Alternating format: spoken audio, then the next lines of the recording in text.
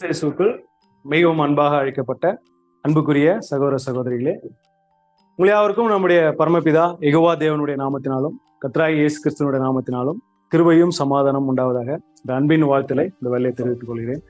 நம்முடைய பிதாவாகிய தேவன் நம்முடைய வாழ்நாட்களில் இந்த ஒரு நாளை கிருபையாக கூட்டி கொடுத்து அப்படியாக ஒரு சிறு கூட்டமாய் இந்த இடத்துல கூடி தேவனுடைய நாமத்தை தொழுது கொள்ளவும் அவருடைய சத்திய வார்த்தைகளை தியானிக்கவும் தேவன் ஏற்படுத்தி கொடுத்த இந்த ஒரு நாளுக்காகவும் இந்த ஒரு நேரத்திற்காகவும் நம்முடைய இரட்சகர் வழியாக மீண்டும் அன்பின் வாழ்த்தலை மத்தியிலே தெரிவித்துக் கொள்கிறேன். விசேஷமாக அடியன் சார்ந்திருக்கிறதான பாண்டிச்சேரி சபையாருடைய எல்லாருடைய அன்பின் வாழ்த்தலையும் உங்கள் மத்தியிலே தெரிவித்துக் கொள்கிறேன். தேவன் சித்தமானால் உங்களுடைய அன்பின் வாழ்த்தலும் அவர் மத்தியிலே தெரிவிக்க கடமைப்பட்டிருக்கிறேன். நம்ம தேவனுடைய வார்த்தைக்கு நேராக கடந்து செல்லலாம். இதனாலே நாம் பார்க்கக்கூடிய பாடத்தினுடைய தலைப்பு பலியின் ஜீவியம். பலியின் ஜீவியம் நம்ம அதிகப்படியா கேட்ட ஒரு வார்த்தை. பைபிள் ஸ்டூடெண்ட் மத்தியில அதிகமா நீங்க இந்த விஷயத்தை கேட்டிருக்கலாம். லிவிங் சாக்ரிஃபைஸ், இதுக்கு ஆதார வசனமா நம்ம ஒரு வசனத்தை வாசிக்கலாம். மத்தேயு எழுதின சுவிசேஷம் 10ஆம் அதிகாரம் 39ஆம் வசனம். மத்தேயு 10ஆம் அதிகாரம் வசனம் 39. தன் ஜீவனை காக்கிறவன் அதை இழந்து போவான், என் நிமித்தம் தன் ஜீவனை இழந்து போகிறவன் அதை காப்பான். தன் ஜீவனை காக்கிறவன் அதை இழந்து போவான், என் நிமித்தம் தன் ஜீவனை இழந்து போகிறவன் அதை காப்பான். இந்த ஒரு வசனம் யாரு எங்க எப்போ பேசினாங்க ஞாபகம் இருக்குங்களா? அந்ததான் இயேசுனா புதிய ஏற்பாடு சுவிசேஷத்துல மத்தேயு சுவிசேஷத்துல பேசுறாங்க. இந்த மத்தேயு 10ஆம் அதிகாரத்தை நீங்க ஆரம்பத்துல வீட்டுக்கு போனா எடுத்து வாசிச்சீங்கன்னா அங்க என்ன பண்றாருன்னா தன்னுடைய சீஷர்கள் எல்லாரையும் வர வச்சு அவங்ககிட்ட சொல்றேன். அவருடைய ஊழிய காலத்துல பொதுவா ஒரு 3 வகுப்பார் மத்தியில என்ன பண்ணிருப்பாருன்னா அவர் அதிகமா பேசியிருப்பார். யாருன்னா பொதுவான ஜனங்கள் மத்தியில பேசுவாரு. அதுக்கப்புறம் இஸ்ரேல் ஜனங்கள், பரிசேயர், சதுசேயர், யூதர்கள் மத்தியில பேசுவாரு. 3வது யாருன்னா சீஷர்கள். இப்ப என்ன சொல்றாருன்னா சீஷர் எல்லாரையும் தன் இடத்துல கூடி வர வச்சு ஒரு சில காரியங்களை சொல்லி கொடுத்துட்டே வரும்போது என்ன சொல்றாருன்னா தன் ஜீவனை காக்கிறவன் அதை இழந்து போவான், என் நிமித்தம் தன் ஜீவனை இழந்து போகிறவன் அதை காப்பான் அப்படின்னு சொல்றாரு. இந்த வசனத்தினுடைய அர்த்தம் அப்ப வாழ்ந்து கொண்டிருந்த சீஷர்களுக்கு முழுமையா புரிஞ்சிருக்குமா அப்படின்னா கண்டிப்பா தெரியல. ஆனா ஆதியில இருந்த சீஷர்களுக்கு சொல்லப்பட்ட அதே ஒரு வசனம் தான் இன்னைக்கு கடைசி காலத்துல இருக்கிற நமக்கும் இதே ஒரு வசனம் தான். அப்போ இந்த ஒரு வசனத்தினுடைய விளக்கம் என்ன அப்படின்றது நமக்கு தெரியுங்களா? ஏன்னா இன்னைக்கு அதிகப்படியான வெளிச்சத்துல இருக்கிறோம். தேவனுடைய பரிசுத்தாவி எப்போ அவங்க பெந்தவஸ்து நாளை பெற்றாங்களோ அன்னையில இருந்து இன்னை வரைக்கும் நிறைய மறைபொருள்கள் வந்து தேவன் அவங்களுக்கு கற்றுக் கொடுக்குறாங்க. இப்ப இந்த வசனத்தை நம்ம எப்படி விளக்கம் புரிஞ்சுக்கலாம்? தன் ஜீவனை காக்கிறவன் அதை இழந்து போவான், என் நிமித்தம் இழந்து போன அதை காப்பான்னா இது எப்படி சொல்றாங்க? இயேசு கிறிஸ்து என்ன சொல்ல வர்றாரு? அப்ப அவருக்காக நம்ம வந்து ஜீவனை கொடுத்துடணுமா அப்படி சொல்றாருங்களா? எப்படி இதை புரிஞ்சுக்கலாம் அப்படின்னா அதுக்காக தான் இந்த ஒரு பலியின் ஜீவியம் அப்படின்ற ஒரு சப்ஜெக்டுக்குள்ள நம்ம போறோம். அதாவது இதுல சொல்லப்பட்டிருக்க மாதிரி நான் சில பேர் என்ன பண்ணுவாங்கன்னா பக்தி வைராக்கியத்துல தேவ ஜீவனையை நான் என்ன பண்ணிடுறேன் கொடுத்துறேன். அது இருக்காங்க இன்னும் நிறைய பேர். மத வைராக்கியத்துல பக்தி வைராக்கியத்துல என்ன பண்ணுவாங்கன்னா தன்னுடைய சபைக்காக பக்திக்காக என்ன பண்றோம்னா சாக கூட ரெடியா இருக்கேன் அப்படின்ட்டு. அப்போ இங்க சொல்ற மாதிரி தன்னுடைய ஜீவனை இழந்துட்டா அவங்க ஜீவனை பெற்றுக்கொள்ள முடியும். வசனம் அப்படிதான் சொல்லுது. இப்ப யாரு அதாவது என் நிமித்தம் இழந்து போறதுனால இப்ப கிறிஸ்துவுக்காகவும் தேவனுக்காகவும் அவங்க என்ன பண்றாங்க ஜீவனை இழந்துட்டா அவங்க ஜீவன் பெற்றுக்கொள்வாங்கன்னா அப்படி மீனிங் இல்ல. அப்ப இதற்கான உண்மையான விளக்கம் என்ன அப்படின்றத நம்ம இந்த பலியின் ஜீவியம் அப்படின்ற சப்ஜெக்ட்ல நம்ம பார்க்க போறோம். இப்ப விசேஷமா வந்துட்டு இந்த ஒரு அழைப்புக்குள்ள வந்திருக்கிற நாமோ எதுக்காக தான் வந்திருக்கோம் அப்படின்னா எதுக்காக வந்திருக்கோங்க இந்த அழைப்புக்குள்ள? ஜீவனை பெற்றுக்கொள்ள. கண்டிப்பா அந்த ஜீவனை எப்படி பெற்றுக்கொள்ள போறோம்னா தேவ சித்தம் செய்யறதுனால. அதாவது நம்முடைய போதகர் நம்முடைய வழிகாட்டி என்ன சொன்னார்னா நம்முடைய காரியமா யார் போவா அப்படின்னு பிதாவாகி தேவன் கேட்கும் போது இயேசு கிறிஸ்து என்ன சொல்லிட்டு வந்தார்? இதோ நான் அடியேன் இருக்கேன். இப்ப நீ நாம அவருடைய பின்னடியார்கள் நாமளும் என்னதான் பண்ணி நம்மள யாராவது ஃபோர்ஸ் பண்ணாங்களா இந்த அழைப்புக்குள்ள வரத்துக்கு? நம்மளுடைய சுயாதீனத்துல தேவனே உங்க சித்தம் செய்ய வரோம் அப்படின்னு சொல்லிட்டு வந்தோம் இல்லைங்களா? அப்ப இந்த தேவ சித்தம் செய்யறோம்னு சொல்லிட்டு இந்த ஒரு அழைப்புக்குள்ள வந்த நாமோ நம்மளுடைய உடன்படிக்கைக்கு அப்புறம் நம்மளுடைய பலியின் ஜீவியம் எப்படி இருக்கு?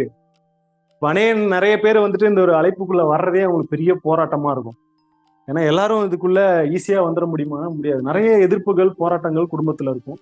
அதையும் தாண்டி இன்னைக்கு ஒரு கணவனாவோ இல்ல மனைவி தனியாவோ இல்ல பிள்ளைகள் இல்லாம கணவன் மனைவி இப்படி அநேக பேர் என்ன பண்ணாங்கன்னா சர்ச்சுக்குள்ள வராங்க. இப்ப இவங்க எல்லாம் சபைக்கு வரணும்னாலே நிறைய ஸ்ட்ரகிள்ஸ் அவங்களுக்குள்ள என்ன ஆகும்னா கண்டிப்பா இருக்கும். அப்ப இதை வந்துட்டு நம்ம பாடுகள் இது வந்துட்டு இது ஒரு சாக்ரிஃபைஸ் அப்படின்ற அர்த்தத்தை நம்ம புரிஞ்சுக்கலாமா? இல்ல இயேசு கிறிஸ்து சொன்ன என் நிமித்தம் தன் ஜீவனை இழந்து போகிறவன்றது இது, இந்த சாக்ரிஃபைஸ் எல்லாம் அதுல போய் சேருமா அப்படின்னா அது ஒரு பார்ட். நீங்க தேவனுக்காக ஒரு ஸ்டெப் எடுத்து வைக்கிறீங்க, அநேக போராட்டங்கள் மத்தியில, கஷ்டத்தின் மத்தியில தேவனுக்காக முன்ன வரீங்களா, அது ஒரு வகையான பார்ட். ஆனா உண்மையா அது பலியின் ஜீவியமா ஆயிடுமா அப்படின்னா அப்படி ஆகாது. அப்போ உண்மையாலுமே பலியின் ஜீவியம்னா எப்படி இருக்கும் அப்படின்னா, ஒரு உண்மையான புது சிருஷ்டி இந்த பூமியில வாழ்றாங்கன்னா அவங்க வாழ்க்கையை பார்த்தா அப்படின்னா நம்ம என்ன பண்ணலாம்னா கண்டுபிடிக்கலாம் அவங்க எந்த அளவுக்கு தேவனுக்காக தன்னை வந்துட்டு பலி செலுத்துறாங்க. அவங்களுடைய வாழ்ற வாழ்க்கை, அவங்களுடைய கிரியைகள்லாம் பார்க்கும்போது என்ன ஆகும்னா நமக்கு தெரிய வரும் அவங்க தேவனுக்கு உண்மையாலுமே பலி செலுத்துறாங்க, அந்த ஒரு பலியின் ஜீவியத்துல அவங்க வாழ்ந்துட்டு இருக்காங்க அப்படின்னு. ஸோ அப்படிப்பட்டவங்களை தான் பிதாவாகிய தேவன் நாளைக்கு என்ன சொல்லுவாரு அப்படின்னா, பலியினாலே என்னோட உடன்படிக்கை பண்ணினவர்களை என்னிடத்தில் கூட்டுங்கள். வசனம் வாசிக்கலாம் சார். சங்கீதம் 50ஆம் அதிகாரம் 5ஆம் வசனம். 50ஆம் சங்கீதம் வசனம் 5. பலியினாலே என்னோட உடன்படிக்கை பண்ணின என்னுடைய பரிசுத்தவான்களை என்னிடத்தில் கூட்டுங்கள் என்பார். யாரதான் தேவன் கூட்டுறாருங்க கடைசியா? பலியினால. உடன்படிக்கை எல்லாரும் பண்ணிடுறாங்க, ஆனா உடன்படிக்கை பண்ணதுக்கு அப்புறம் அந்த ஒரு பலியின் ஜீவியம் அவங்களுடைய வாழ்க்கையில இருக்குதா? அப்ப யாரதான் அவரை கூட்டுவாங்கன்னா என்னுடையவர்கள் அப்படின்னு சொல்லும்போது சர்வ லோகத்தையும் படைச்ச பிதாவாகிய தேவன் அவர் வந்துட்டு ஒருத்தவங்களை என்னுடையவர்கள் எப்ப சொல்லுவாங்க அப்படின்னா, பலியினால என்னோட யார் உடன்படிக்கை போங்க அவங்களதான் என்னிடத்துல கூட்டுங்க.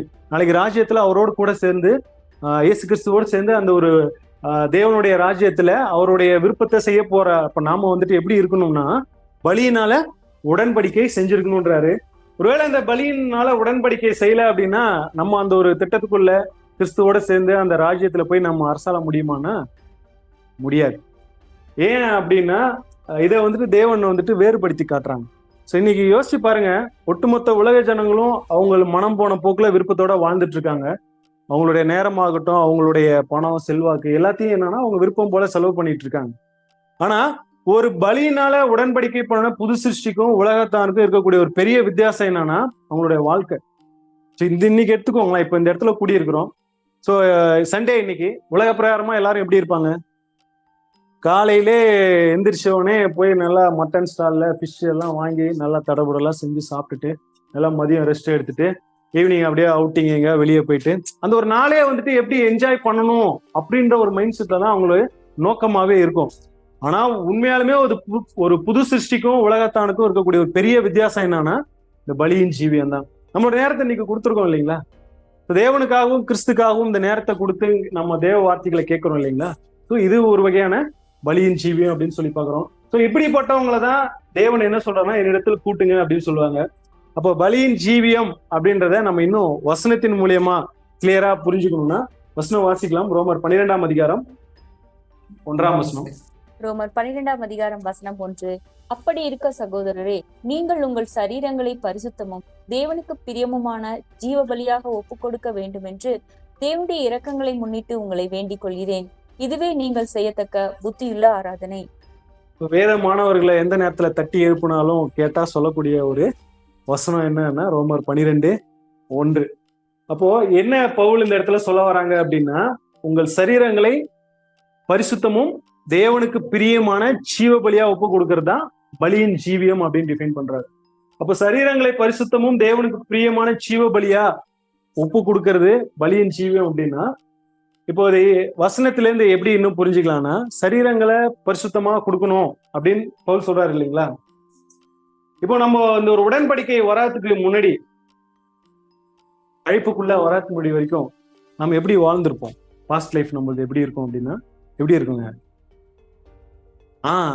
நமக்களோட நமக்காகவும் நம்மளுடைய மனைவி, பிள்ளைகள், குடும்பத்தார்கள் இவங்களுக்காகவே என்ன பண்ணிருப்போம்னா நம்மளுடைய நேரத்தை, நம்மளுடைய செலவு, நம்மளுடைய செல்வம், செல்வாக்கு எல்லாத்தையுமே என்ன பண்ணிருப்போம்னா அதிகப்படியே யார்கிட்ட தான் செலவு பண்ணிருப்போம்? நமக்காகவும் நம்மளுடைய குடும்பங்களுக்காகவும் செலவு பண்ணிருப்போம். ஆனா உடன்படிக்கை எடுத்ததுக்கு அப்புறம் இதோ உங்க சித்தம் செய்ய வரான் தேவனே அப்படின்னு சொல்லிட்டு வந்தோம் இல்லைங்களா? அந்த உடன்படிக்கைக்கு அப்புறம் நம்ம எப்படி இருக்கணும்னு தேவன் விரும்புறாருன்னா அப்படியே டோட்டலா அவருக்காகவும் அவருடைய சித்தம் செய்யறவங்களாகவும் அவருடைய விருப்பம் செய்யறவங்களாகவும் நம்ம என்ன பண்ணணுமா? தேவன் வேற எதுவும் நம்மள்ட்ட கேட்கல, அப்படித்தானே பண்ணோம், என்ன ஒப்பு கொடுக்குறோம் அப்படின்னு சொல்லும் போது இப்போ நம்மளுடைய எல்லாத்தையும் நம்ம என்ன பண்ணிருக்கோம்னா தேவனுக்கு சரண்டர் பண்ணிருக்கோம். ஆனா கொடுக்குறோமா அப்படின்ற ஒரு விஷயத்த யோசிச்சு பார்க்கணும். ஒருவேளை அவங்க அப்படி கொடுத்து வாழ்றாங்க, உண்மையாலுமே தேவனுக்கு பிரியமா அப்படி வாழ்றாங்கன்னா அவங்களுடைய வாழ்க்கையில அந்த அவங்களுடைய மரணத்திற்கு அப்புறம் என்ன பண்ணும்னா அவங்கள பத்தி பேசப்படும். இவங்க உண்மையாலுமே தேவனுக்கு பிரியமா வாழ்ந்தாங்க, இவங்க என்ன பண்ணிருப்பாங்க, சபையா போயிருக்கலாம் அப்படின்னு. ஏன்னா அவங்க வாழ்ந்த வாழ்க்கை அப்படியா இருக்கும். ஸோ அதுக்கு முன்னாடி அவங்க எப்படி வாழ்ந்திருந்தாலும் உடன்படிக்கைக்கு அப்புறம் யாருக்காக தான் வாழ்ந்திருக்காங்க, தேவனுக்காகவும் கிறிஸ்துவுக்காகவும் வாழ்ந்திருக்காங்க அப்படின்னு சொல்லி பாக்குறோம். இப்போ பவுல் இந்த வசனத்துல கோட் பண்ணும்போது என்ன சொல்றாங்க அப்படின்னா, சரீரங்களை பரிசுத்தமும் தேவனுக்கு பிரியமான ஜீவ பலி அப்படின் போது இது எப்படி புரிஞ்சுக்கலாம்? சரீரங்களை பரிசுத்தம்னா எந்த ஒரு தீமையான காரியங்கள் நம்மள்ட்ட இல்லை, நான் ரொம்ப பரிசுத்தமா இருக்கேன், இப்ப அதுதான் பலியின் ஜீவியமா பவுல் இந்த இடத்துல சொல்றாரா?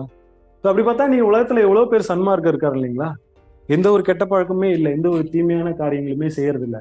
ஸோ அவங்க எல்லாம் இப்ப பலியின் ஜீவியம் செஞ்சுட்டு இருக்காங்களா? அப்படியே அர்த்தமாயிடுமா? இப்போ பவுல் என்ன ஒரு விஷயத்த சொல்றாரு, சரீரங்களை பரிசுத்தம்னா இப்போ நம்மளுடைய சரீரம் எப்படிப்பட்டதுன்னா இது ஒரு விழுந்து போன சரீரம், கரெக்டுங்களா? ஆதாமின் சந்ததியில வந்து நம்ம பாவ சரீரத்துல இருக்கோம். இப்ப இதுல வந்து நம்மளால பரிசுத்தத்தை காட்ட முடியுமா? கண்டிப்பா காட்ட முடியாது, இதுல அபூர்ணம் தான். ஆனா பரிசுத்தம் சொல்லும் போது பவுல் இந்த இடத்துல சொல்லக்கூடிய உங்களோட சரீரங்களை பரிசுத்தம் போது எதை சொல்றாருன்னா சிந்தையில பரிசுத்தம். ஸோ இந்த ஒரு சிந்தையில பரிசுத்தத்தை வந்துட்டு காட்டணும் அப்படின்றதுதான் பவுல் இந்த இடத்துல மீன் பண்ண. உங்க சரீரங்களை பரிசுத்தமும் தேவனுக்கு பிரியமான ஜீவ பலியா ஒப்பு கொடுங்க அப்படின்னா, அப்ப அது இன்னும் எப்படி புரிஞ்சுக்கலாம்னா வசனம் வாசிக்கலாம். 2 கொரிந்தியர் 4 அதிகாரம் 7 வசனம். 2 கொரிந்தியர் 4 அதிகாரம் வசனம் 7. இந்த மகத்துவமுள்ள வல்லமை எங்களால் உண்டாயிராமல் தேவனால் உண்டாயிருக்கிறது என்று விளங்கும்படி இந்த பொக்கிஷத்தை மண் பாண்டங்களில் பெற்றிருக்கிறோம். என்ன சொல்றாரு பாருங்க, இந்த பொக்கிஷத்தை மண்பாண்டங்களில் பெற்றிருக்கிறோம். என்ன சொல்ல வர்றாருங்க பவுல், ஏதாவது புரியுதுங்களா? சிஸ்டர் வந்துட்டாங்க பாயிண்ட்டுக்கு. என்னன்னா பொக்கிஷம், நம்ம பேப்டிசம் எடுக்கும் போதோ சரி இல்ல அதுக்கு முன்னாடியோ நம்மளுடைய அர்ப்பணிப்பு இருக்கு இல்லைங்களா, இந்த முழுமையான அர்ப்பணிப்பு நம்மளுடைய விருப்பம் பிளஸ் தேவனுடைய வல்லமை சேரும் போது என்ன ஆகுதுன்னா நமக்குள்ள ஒரு நியூ மைண்ட் கொடுத்தாருங்களா தேவன். அது ஏதோ ஒரு ஆள் தத்துவம் இல்ல, ஒரு சிந்தைய தேவன் கொடுக்குறாங்க. ஸோ நம்மளுடைய யார் முதல் புது சிருஷ்டி அப்படின்னு சொல்லி பாக்குறோம்னா ஆண்டவராகிய இயேசு கிறிஸ்து. இப்போ அவரை தொடர்ந்து அடுத்து யாரெல்லாம் தங்களை தேவனோட சித்தம் செய்ய ஒப்பு கொடுக்குறாங்களோ அவங்களுக்கு எல்லாருக்கும் தேவன் கொடுக்கக்கூடிய ஒரு பொக்கிஷம் என்ன அப்படின்னா புதிய சிந்தை. ஸோ இதுதான் பவுல் சொல்றாரு, இந்த பொக்கிஷத்தை நாங்க மண்பாண்டங்கள்ல பெற்றிருக்கோம். ஸோ இப்போ தேவன் அந்த பொக்கிஷத்துக்கு தனியா ஒரு பாடியை ரெடி பண்ணல பூமியில. ஸோ எதுக்குள்ளதான் வச்சிருக்காருங்களா, அதே பாவ சரீரத்துல இந்த மண்பாண்டத்துக்குள்ளதான் என்ன பண்ணிருக்காராம், அந்த நியூ மைண்டை கொண்டு வந்து வச்சிருக்காரு. இப்போ 30 வருஷமா நமக்குள்ள ஒரு மைண்ட் என்ன பண்ணிருக்குன்னா உலக பிரகாரமாக வாழ்ந்து அந்த சிந்தையிலேயே அந்த மைண்ட் என்ன பண்ணுன்னா இருக்கும். இப்ப அர்ப்பணிச்சதுக்கு அப்புறம் அந்த ஒரு புதிய சிந்தையை தேவன் தராரு இல்லைங்களா. இப்ப அந்த புதிய சிந்தைய தனியா ஒரு பாடியில வைக்காம இதே பாடிக்குள்ள வச்சு இப்ப இதை வளர்த்தெடுக்கிறது, இதுதான் நம்மளுடைய பெரிய டாஸ்கே. இப்ப பவுல் அதான் சொல்றாரு, உங்களுடைய சரீரங்களை பரிசுத்தமும் ஜீவ பலின்னு சொல்லும் போது உங்களுடைய சிந்தை என்ன ஆகணும்னா பர்ஃபெக்ட். உங்களுடைய பிதா பூரண சற்குணரா இருக்கிறது போல நீங்களும் உங்கள் நடக்கிற எல்லாவற்றிலும் பூரணமா இருக்க கடவீர்கள். அப்படின்னா எதுலதான் நம்மளால பர்ஃபெக்டா காட்ட முடியும் அப்படின்னா நம்மளுடைய சிந்தையில. இந்த சரீரத்துல மாம்சத்துல நம்மளால பரிசுத்தத்தை காட்ட முடியாது, ஆனா தேவன் கொடுத்த அந்த ஒரு புதிய சிந்தையில நம்மளால பரிசுத்தத்தை காட்ட முடியும். அததான் இந்த இடத்துல பவுல் சொல்ல, ரோமர் 12:1 சரீரங்களை பரிசுத்தமும் தேவனுக்கு பிரியமான ஜீவ பலி. அப்போ ஒரு புது சிருஷ்டி, உண்மையான புது சிருஷ்டி தன்னுடைய சிந்தையை அந்த புதிய சிருஷ்டிய வளர்த்து பர்ஃபெக்டா அதை பரிபூர்ணமா அடையும் போது என்ன ஆகும்னா, இப்ப அதை எங்க வச்சிருக்காருன்னா மண்பாண்டத்துல வச்சிருக்காரு. ஏன் அதை மண்பாண்டம் சொல்றோம் அப்படின்னா இந்த சரீரம் வந்து எப்ப வேணாலும் என்ன ஆகுங்க, அழியக்கூடியது, உடஞ்சு போயிடும். ஆனா பொக்கிஷம் அழியுமா அப்படின்னா அது அழியாது. அதனாலதான் புது சிருஷ்டிய பொக்கிஷத்துக்கு தேவன் இந்த இடத்துல ஒப்பிடுறாரு. இப்ப இந்த மண்பாண்டத்துல பொக்கிஷம் வளரணுமா இல்ல மண்பாண்டம் வளரணுமான்றது யார் கையில தான் இருக்குன்னா நம்மளோட கையில தான் இருக்கு. ஒருவேளை நான் வந்துட்டு இன்னும் மாம்ச சிந்தையிலேயே உலக பிரகாரமான காரியங்களையே அதிகமா நான் விட்டு வந்து அதே பழைய காரியங்களே நோக்கிட்டு இருக்கேன், எனக்காகவும் என்னுடைய குடும்பத்துக்காகவும் என்னுடைய சொந்தத்துக்காகவும் நான் இன்னும் ஓடிட்டு இருக்கேன், தேவசித்தம் செய்யறேன்னு சொல்லி வந்துட்டு அதை விட்டுட்டு நான் வேற காரியங்களே பார்த்துட்டு இருக்கேன் அப்படின்னா எது வளரும்னா மண்பாண்டம் நல்லா பெருசாயிட்டே போகும். இந்த புதிய சிந்தை என்ன ஆகுங்க, வளராம அதுக்குள்ள புதஞ்சி கடைசியில என்ன ஆகும்னா அந்த ஒரு புதிய சிந்தையை நம்மளால பெற்றெடுக்காம இந்த அழைப்பை விட்டே எங்க போயிடுவோம், விலகி போயிடுவோம்னு சொல்லி பாக்குறோம். ஆனா தேவ சித்தத்தை புரிஞ்சுட்டு இதுதான் உண்மை, இதன்படிதான் நடக்கணும் அப்படின்ட்டு நம்ம எந்த அளவுக்கு நம்மளுடைய பிரயாசத்தை காட்டுறோமோ அப்ப என்ன ஆகும்னா புதிய சிந்தை வளரும், மண்பாண்டம் என்ன ஆகுங்க, உடையும். எப்ப உடையும் அப்படின்னா ஒருவேளை அவங்க இங்க பர்ஃபெக்ட் காமிச்சிட்டாங்க, பர்ஃபெக்ட் அவங்களுக்குள்ள வந்துச்சு, அந்த ஒரு பரிபூர்ணமா பிதா பூரண சர்க்குணம் இந்த பூரண நிலைமையை பர்ஃபெக்ட் நிலைமைக்கு வந்துட்டாங்கன்னா இங்க இருக்கவே மாட்டாங்க. அவங்க என்ன ஆயிடும், மண்பாண்டம் உடைஞ்சிரும். அதுக்கே உரிய அந்த மகிமைக்குரிய சரீரத்தை எடுத்துட்டு எங்க போயிடுவாங்கன்னா கிறிஸ்துவோடு கூட போயிடுவாங்க அப்படின்னு சொல்லி பாக்குறோம். சரி, அப்போ பலியின் ஜீவியம்னா என்னன்றத பார்த்துட்டோம். இப்போ பலியின் ஜீவியம்னா என்னங்க? நம்முடைய சரீரங்களை பரிசுத்தமும் தேவனுக்கு பிரியமான ஜீவ பலியா ஒப்பு கொடுக்கறது தான் பலியின் ஜீவியம். மாறா ஆதார வசத்துல பார்த்தது போல நம்ம ஜீவனை இழந்தா பெற்றுக்கொள்வோன்றது வந்து லிட்டரலா இழக்கக்கூடிய ஒரு விஷயம் இல்லை. அதுக்கு இதான் என்னன்னு சொல்லி பார்த்தோன்னா ரோமர் 12:1 எடுத்து நம்மளுடைய சரீரங்களை பரிசுத்தமா கொடுக்கணும் அப்படின்னா புதிய சிந்தை. இப்போ நம்மளுடைய நோக்கம் என்னவா இருக்கணும்னா தேவன் கொடுத்த அந்த ஒரு புதிய சிந்தைய வளர்க்கணும். எப்படி வளர்க்கணும்னா பரிபூரணமா அதை வளர்க்கணும். அதுதான் நோக்கம். இதுதான் பலியின் ஜீவியம். இதற்காக சில பிரயாசங்கள் நம்ம எடுக்கணும் இல்லைங்களா? இப்போ இந்த ஒரு அழைப்புக்குள்ள வந்துட்டு இந்த ஒரு ஜெனிப்பித்தல் நடந்துச்சு நமக்குள்ள. அந்த ஜெனிப்பித்தல்ன்றது அவங்க ஒவ்வொருத்தவங்க உடன்படிக்கை பண்ணும்போது இருக்கும். எப்போ அவங்க அர்ப்பணிக்கிறாங்களோ அப்பயே அந்த ஜெனிப்பித்தல் நடக்குதுன்னு பாக்குறோம். அப்போ புதிய சிந்தையை வாங்கிட்டோம். இப்ப இதை வளர்க்கணும் அப்படின்னா இதுக்காக சில காரியங்களை நம்ம வந்து என்ன பண்ணணும். இப்போ போய் வேற ஏதாவது ஒரு ஜாப்புக்கு, நல்ல ஜாப்புக்கு போகணும்னா போய் நம்ம கோர்ஸ் படிக்கிறோம் இல்லைங்களா? இந்த ஒரு கோர்ஸை முடிச்சாதான், ட்ரெயின் ஆனாதான் அதுக்கப்புறம் எங்க போக முடியும், ஜாபுக்கு போக முடியும். அப்ப இந்த ஒரு சிந்தையை வளர்க்கணும்னா நம்ம எங்க வரோம் அப்படின்னா கிறிஸ்துவின் பள்ளியில வந்திருக்கோம், படிக்கிறோம். பட் படிச்சுட்டு அதற்கே உரிய கிரியைகளை நம்ம வாழ்க்கையில காட்டுனாதான் எது வளரும், இந்த ஒரு புதிய சிந்தை வளரும். இதை வளர்க்கறதுக்காக நம்ம எடுக்கக்கூடிய எல்லா பிரயாசங்களுமே என்ன ஆகும் அப்படின்னா பலியின் ஜீவியத்துல வரும் அப்படின்னு சொல்லி பாக்குறோம். இதை எப்படி நடைமுறையில நம்ம பண்றது, நம்மளோட சிந்தையை எப்படி வளர்க்கறது அப்படின்றதுக்கு ஆண்டவராக இயேசு கிறிஸ்து ஒரு ஊழியர் செய்த நாட்கள்ல ஒரு 2 ஓமைகளை வந்துட்டு சொல்லியிருக்காரு. இந்த பிக்சர் நான் முன்னே போட்டுறேன். 2 ஓமைகளை வந்துட்டு பேசியிருக்காங்க. ஒண்ணு வந்துட்டு லூக்கா 19ஆம் அதிகாரத்துல இருக்கு, இன்னொன்னு மத்தேயு 25ஆம் அதிகாரத்துல இருக்கு. இந்த 2 ஓமைகளையும் பார்த்தோம் அப்படின்னா ஒண்ணு போல இருக்கிற மாதிரி இருக்கும். இப்போ நம்ம படிச்சு அதுல என்ன விளக்கம் இருக்கு, அதுல இருந்து நம்ம எப்படி கத்துக்கலாம்ன்றத பார்க்கலாம். லூக்கா 19ஆம் அதிகாரம் 12 மற்றும் 13 வசனம். லூக்கா 19ஆம் அதிகாரம் வசனம் 12 முதல். பிரபுவாகிய ஒருவன் தன் ராஜ்யத்தை பெற்றுக்கொண்டு திரும்பி வரும்படி தூர தேசத்துக்கு போக புறப்பட்டான். புறப்படும் போது அவன் தன் ஊழியக்காரரில் 10 பேரை அழைத்து அவர்களிடத்தில் 10 ராத்தல் திரவியம் கொடுத்து, நான் திரும்பி வருமளவும் இதை கொண்டு வியாபாரம் பண்ணுங்கள் என்று சொன்னான். பிரபுவாகிய ஒருத்தர் இருக்காரு. அவர் என்ன பண்றாரு, புரதேசத்துக்கு ராஜ்யத்தை பெற்றுக்கொள்ள வரும்படி போறாரு. தூரதேசத்துக்கு போகும்போது என்ன பண்றாருன்னா எத்தனை பேரை கூப்பிடுறாருங்க, 10 பேரை கூப்பிடுறாரு. 10 பேரை கூப்பிட்டு 10 பேர்த்து என்ன பண்றாருன்னா 10 ராத்தல் திரவியம். ஸோ ராத்தல்னா என்ன பேர் அப்படின்னா ஒண்ணும் இல்லை, அது ஒரு பவுண்ட்ஸ்ன்னு சொல்றாங்க இங்கிலீஷ்ல. ஒரு விலை பணம்னு வச்சுக்கோங்களாம், அப்படி கூட வச்சுக்கலாம்னு வச்சுக்கோங்க. ஒரு விலை மிக்க பொருள் பவுண்ட்ஸ் அப்படின்னு சொல்றோம்.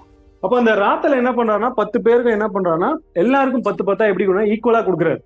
கொடுத்துட்டு என்ன பண்றாருன்னா இதை வச்சு நீங்க என்ன பண்ணுங்க, வியாபாரம் பண்ணுங்க அப்படின்னு சொல்லிட்டு இவர் எங்க போயிட்டாருன்னா தூரதேசத்துக்கு ராஜ்யத்தை பெற்று வர போயிட்டாரு. இப்போ போயிட்டு என்ன பண்றாரு அப்படின்னா வியாபாரம் பண்ணிட்டு திரும்ப ராஜ்யத்தை பெற்றுக்கொண்டுட்டு திரும்ப வராரு. இப்போ வந்து என்ன பண்றாருன்னா தங்கள்கிட்ட எத்தனை பேர் ராத்தல் வாங்கினாங்க, 10 பேர் ராத்தல் வாங்கினதையும் கூப்பிடுறாரு. கூப்பிட்டு என்னப்பா நான் மாதிரி எல்லாருக்கும் 10 ராத்தல் கொடுத்துட்டு போனேன், என்ன பண்ணீங்க அப்படின்னு சொல்லி கேட்கும்போது முதலாவது ஒரு ஊழியக்காரர் வர்றாரு. அவர் என்ன சொல்றாருங்க, ஐயா இந்த மாதிரி நீங்க என்கிட்ட 10 கொடுத்தீங்க, அந்த 10 வச்சு என்ன பண்ணேன், இன்னும் 10 ராத்தல் சம்பாதிச்சேன் அப்படின்னு சொல்லும்போது எஜமான் என்ன சொல்றாருன்னா ஓகே நல்லது, நீ என்ன பண்ணா 10 பட்டணங்களுக்கு அதிகாரியா இரு அப்படின்னு சொல்லி அவர் அனுப்பிச்சுறாரு. 2வது ஒருத்தர் வராரு. அவர் வந்து என்ன சொல்றாருன்னா நீங்க கொடுத்த 10 வச்சு என்ன பண்ண இன்னும் 5 ராத்தல் சம்பாதிச்சேன் அப்படின்னு, நீ போய் எத்தனை பட்டணங்களுக்கு, 5 பட்டணங்களுக்கு அதிகாரி அப்படின்னு சொல்லிடுறாரு. 3வது ஒருத்தர் வர்றாரு. ஸோ இவரு வந்து என்ன பண்றாரு அப்படின்னா ஐயா நீங்க வந்துட்டு கொடுத்ததை வந்துட்டு நான் என்ன பண்ணிட்டேன், ஒரு சீலையில அது வருது அடுத்து ஒரு சீலையில போட்டு என்ன பண்ணிவிட்டேன், முடிஞ்சு வச்சுட்டேன் அப்படின்னு சொல்லிட்டு சொல்றாரு. இப்ப இவர் என்ன சொல்றாருன்னா இந்த 2 பேரை வாங்கினாங்க, அவங்களுக்கு என்ன கொடுத்துட்டாருன்னா 10 சம்பாரிச்சவங்களுக்கு 10 பட்டணம், 5 சம்பாரிச்சவங்களுக்கு 5 பட்டணம் கொடுத்துட்டாரு. ஒண்ணுமே செய்யாம இது கட்டி வச்சிருந்தாரு இல்லைங்களா.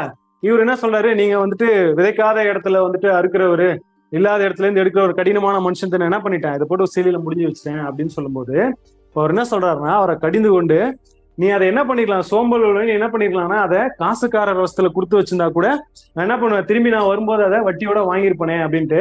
இப்ப அவன்கிட்ட இருக்கிற அந்த 10 ராத்தலையும் வாங்கி என்ன பண்ணுங்க, இருக்கிற 10 ராத்தல் ஒருத்தர் வச்சிருக்காரு இல்லைங்களா அவன்கிட்டே கொடுங்க அப்படின்னு சொல்லும்போது சுத்தி உள்ளவங்களாம் கேட்கறாங்க ஏன் அவங்கள்ட்ட தான் இருக்கே அப்படின்னு போது உள்ளவன் எவனோ அவனுக்கு கொடுக்கப்படும், இல்லாத இடத்தில் உள்ளதும் எடுத்துக்கொள்ளப்படும்.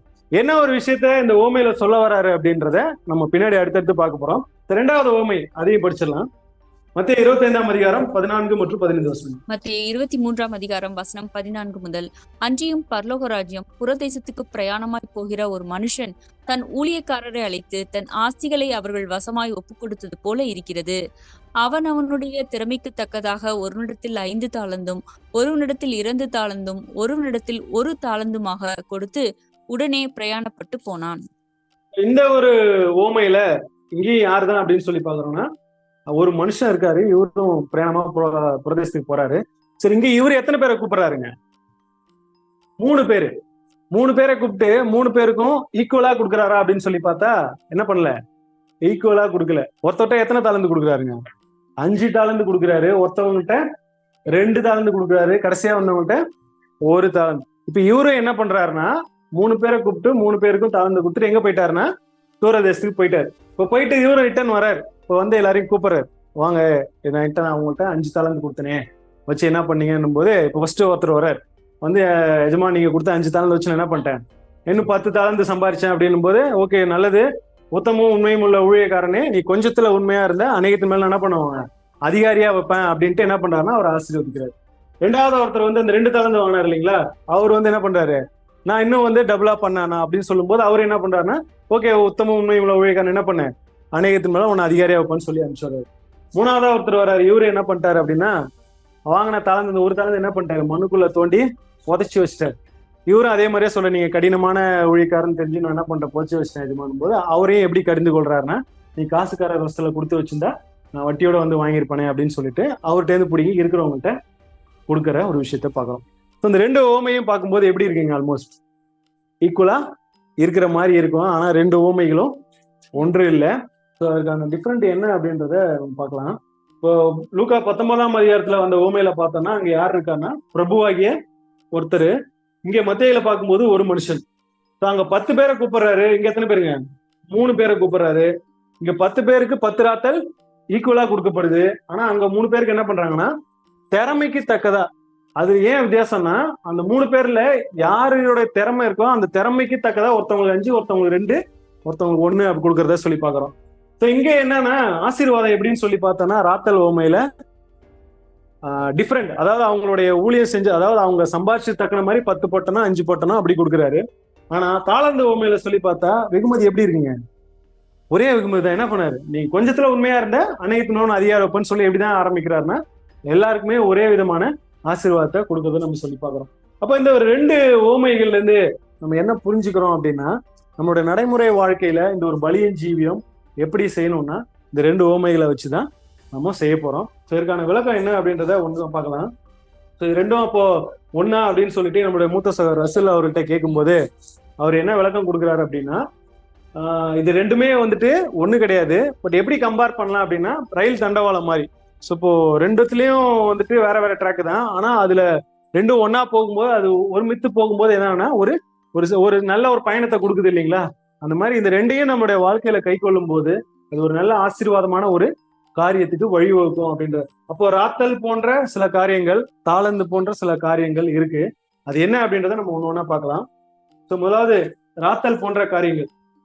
அந்த ஓமையில இருந்து நம்ம என்ன பார்க்க போறோம் அப்படின்னா, இப்போ தேவன் வந்துட்டு நம்மளை அழைச்சிருக்காரு இல்லைங்களா. இப்போ தேவனுடைய ஊழியக்காரெல்லாம் நம்ம வந்திருக்கிறோம். இப்ப அங்க எப்படி அந்த எஜமான் வந்து 10 பேருக்கு 10 ராத்தல் ஈக்குவலா கொடுத்தாரோ, ஸோ இன்னைக்கு அழைப்புக்குள்ள வந்திருக்க நமக்கும் தேவன் என்ன பண்ணிருக்காருன்னா ஒரு சில விஷயங்களை எப்படி கொடுத்திருக்காருன்னா ஈக்குவலா கொடுத்திருக்காரு. அதாவது யாருக்கும் பாரபட்சம் இல்லாம சில விஷயங்களை என்ன பண்ணிருக்காருன்னா ஈக்குவலா கொடுத்திருக்காரு. இன்னொரு ஓமையில பார்த்த மாதிரி ஒரு சில பேருக்கு என்ன பண்றாங்கன்னா அவங்களோட திறமைக்கு தக்க தாளந்துகளை வந்துட்டு டிஃபரன்ஷியேட் பண்ணியிருக்காரு. இப்போ ஒரு பேருக்கு வந்து நல்ல தாளந்து இருக்குன்னா அவருக்கு 5 தாளந்து கொடுத்துருக்கலாம் அவரோட திறமைக்கு தக்க மாதிரி. ஒருத்தவங்களுக்கு 2 இருக்கலாம், ஒருத்தவங்க 1 இருக்கலாம். ஸோ இப்படி கொடுத்துருக்காங்க. இதை எப்படி நம்மளுடைய வாழ்க்கையில யூஸ் பண்ணணும், அதாவது அங்க எஜமான் சொல்லாருங்களா இதை வச்சு வியாபாரம் பண்ணுங்க. இப்ப வியாபாரம் பண்றதுன்னா என்னங்க, ஒரு அமௌண்ட்டை வச்சு நம்ம என்ன பண்ணணும்னா பிசினஸ் பண்ணணும் அப்படின்னா அதை வச்சு என்ன பண்ணணும், மல்டிப்ளை பண்ணணும். இப்ப அதானே அவங்களும் பண்ணாங்க. 5 வாங்கிட்டு 10 வாங்கிட்டு போனவர் இன்னும் 10 சம்பாதிச்சாரு, 10 பட்டலாம் அதுக்கு பேர் கொடுத்து போனாரு. 5 தாளந்தை வச்சவர் இன்னும் 5 தாளந்தை வாங்கினாரு. அவர் என்ன பண்ணாருன்னா அடுத்தவர் அந்த ஆசீர்வாதத்துக்குள்ள போறாரு.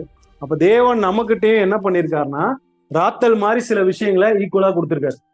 அதை நம்ம வச்சு வியாபாரம் பண்றோமா, அதாவது தாளந்து மாதிரி சில விஷயங்களை என்ன பண்ணிருக்காருன்னா திறமைக்கு தக்கதை கொடுத்திருக்காரு. அதை நம்மளுடைய வாழ்க்கையில யூஸ் பண்றோமா, இதை ரெண்டையும் நம்ம சரியா பண்ணிட்டோம் அப்படின்னா நம்மளுடைய புதிய சிந்தை என்ன ஆயிடுங்க, ஆட்டோமேட்டிக்கா அழகா வளர ஆரம்பிச்சிடும். ஸோ அதற்காக நம்ம எடுக்கக்கூடிய பிரயாசங்கள் தான் நம்மளுடைய சரீரத்தை ஒடுக்கிறது, இந்த ஒரு சாக்ரிஃபைஸ். அதை பண்ணும்போது என்ன ஆகும்னா, அந்த ஒரு புது சிருஷ்டி வளர்ந்து இந்த மண்பாண்டத்தை உடையும் போது நம்ம இங்க இருக்க மாட்டோம். எங்க போயிடுவோம் அப்படின்னா கிறிஸ்துவோடு கூட தேவத்துக்கு போயிடுவோம்னு சொல்லி பாக்குறோம். அப்ப ராத்தல் மாதிரி இருக்க காரியங்கள் என்னென்ன அப்படின்றத நம்ம ஒன்னொன்னா பார்க்கலாம். முதலாவது ஒரு விஷயம் என்ன அப்படின்னா ரட்சிப்பு. இந்த ஒரு ரட்சிப்பு தேவன் நமக்கு கொடுத்திருக்காரு அப்படின்னா இதுல ஏதாவது பாரபட்சம் இருக்குங்களா? யாரெல்லாம் கிறிஸ்துவையும் தேவனையும் விசுவாசிக்கிறாங்களோ அவங்களுக்கு என்ன பண்றாருங்க, ரட்சிப்பு காமனா இருக்கு இல்லைங்களா? ரெண்டாவது ஒரு விஷயம் ஜெபம், பிரேயர் வந்துட்டு அதுல ஏதாவது டிஃபரன்ஷியேட் இருக்கா? இல்ல, அதுவும் எப்படிதான் கொடுத்திருக்காருன்னா காமனா தான் கொடுத்திருக்காரு. மூணாவது பரிசுத்தவான்களின் ஐக்கியம். நாலாவது என்னன்னு சொல்லி பாக்குறோம்னா நீதிமானாக்கப்பட்ட நிலைமை. இந்த ஒரு 4 காரியங்கள் தான். அங்க 10 பேருக்கு 10 ராத்தல் எப்படி ஈக்குவலா கொடுத்தாரோ அதே போல தேவன் நமக்கு என்ன கொடுத்திருக்காருன்னா இந்த ஒரு ரட்சிப்பு, அதுக்கப்புறம் ஜெபம், தேவனிடத்துல ஜெபத்தை ஏற்கக்கூடிய வாய்ப்பு, அதுக்கப்புறம் பரிசுத்தவான்களோட ஐக்கியம், அந்த ஒரு ஃபெலோஷிப்பு, கடைசியா நீதிமான் என்னப்பட்ட அந்த ஒரு நிலைமை. இந்த 4ஐயும் வந்துட்டு என்ன பண்ணிருக்காருன்னா எல்லாருக்கும் ஈக்குவலா கொடுத்திருக்காருன்னு சொல்லி பாக்குறோம்.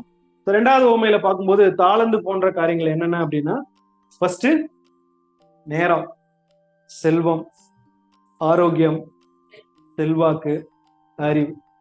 இந்த 5ம் வந்துட்டு என்ன பண்ணிருக்காருங்க, ஈக்குவலா கொடுத்திருக்காரா தேவன் எல்லாருக்கும்? அவங்களுடைய திறமைக்கு ஏத்த மாதிரி என்னன்னா இந்த 5ல 5ம் ஒருத்தவங்களுக்கு இருக்கும், ஒருத்தவங்கள்ட்ட 3 இருக்கும், ஒருத்தவங்கள்ட்ட 2 இருக்கும். அப்ப என்ன பண்றாங்க அப்படின்னா 2 1 சாரி 3 சொல்லிட்டேன், 5 2 1. இப்போ திறமைக்கு தக்க மாதிரி என்ன பண்றாங்கன்னா அந்த தாளந்துகளை பிரிச்சு கொடுக்கக்கூடிய ஒரு விஷயம் இருக்கு. அப்போ என்ன இதுல இருந்து நம்ம புரிஞ்சுக்கிறோம் அப்படின்னா தேவன் நமக்கு கொடுத்துட்ட அந்த ராத்தல் போன்ற காரியங்கள் 4 என்னென்ன, அதை நம்ம வாழ்க்கையில பண்றோமா அப்படின்றத யோசிக்கணும். ஸோ முதலாவது ஒரு விஷயம் என்ன அப்படின்னா தேவனுடைய கிருபையினால நம்ம ரட்சிக்கப்பட்டோம். ஸோ இந்த ஒரு ரட்சிப்பு அப்படின்றது, இந்த ரட்சிப்புக்காக நாம ஏதாவது பிரயாசப்பட்டோங்களா? விசுவாசம் என்ன பண்ணுங்க. அதுவுமே எப்படின்னா வசனம் வாசிக்கலாம். எபேசியர் 2ஆம் அதிகாரம் 8ஆம் வசனம். எபேசியர் 2:8. விசுவாசத்தை கொண்டு ரட்சிக்கப்பட்டீர்கள், இது உங்களால் உண்டானதல்ல, இது தேவனுடைய ஈவு. இது கூட யாரால உண்டாகல, நம்மளால உண்டாகல, தேவனுடைய கிருபை. இந்த கிருபை பிளஸ் நம்ம என்ன பண்ணோம்னா விசுவாசிச்சோம் இல்லைங்களா? அதனாலதான் என்ன ஆச்சுன்னா அந்த ஒரு ரட்சிப்புமே நமக்கு கிடைச்சது. அப்போ தேவனுடைய ஈவு. அப்போ நம்ம இதற்காக எந்த ஒரு பிரயாசமும் எடுக்கல, தேவனற்றவர்களா தூரமா இருந்தோம். தேவன் என்ன பண்ணாருன்னா அவருடைய கிருபையினால இன்னைக்கு சத்தியத்துக்குள்ள அழைச்சி நம்மளை என்ன பண்ணியிருக்காருன்னா ரட்சித்திருக்காரு. அப்போ இந்த தேவனுடைய கிருபை வரங்கள் அப்படின்றது இன்னைக்கு உலகத்துல எவ்வளவு பேர் இருக்காங்க, எவ்வளவு பேர் பைபிள் படிக்கிறாங்க, சர்ச்சுக்கெல்லாம் போறாங்க, ஆனா யாருக்கும் கிடைக்காத ஒரு வாய்ப்பை தேவன் நம்ம கொடுத்துருக்காங்கன்னா ஸோ இது மேல நான் எந்த அளவுக்கு நம்ம எச்சரிப்பா இருக்கணும், தேவன் கொடுத்துருக்க இந்த ரட்சிப்பு மேல நம்ம எந்த அளவுக்கு விசுவாசமா இருக்கிறோம், அதற்காக நம்ம எந்த அளவுக்கு நம்மளுடைய ரட்சிப்பு நிறைவேற பிரயாசப்படுறோம், இல்ல அதை வந்துட்டு அலட்சியமா எண்ணிடுறோமா அப்படின்றத யோசிச்சு பார்க்கணும். ஏன் ஒன்னொன்னா நம்ம பாக்குறோம்னா இதெல்லாம் அந்த ஒரு விலை மிக்க பொருள். தேவன் இதெல்லாம் வச்சு நீங்க என்ன பண்ணுங்க, வியாபாரம் பண்ணுங்கன்னு சொன்னாரு.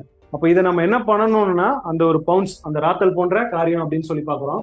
இது முதலாவது ஒரு விஷயம். ரெண்டாவது ஒரு விஷயம் என்ன அப்படின்னு சொன்னோம்னா ஜெபம். ஜெபம் வந்துட்டு எல்லாராலையும் தேவன்கிட்ட ஏறெடுக்க முடியுங்களா? உலகத்துல எவ்வளவு பேர் இருக்காங்களா, எல்லாரும் ஜெபத்தை ஏறெடுக்க முடியுமா?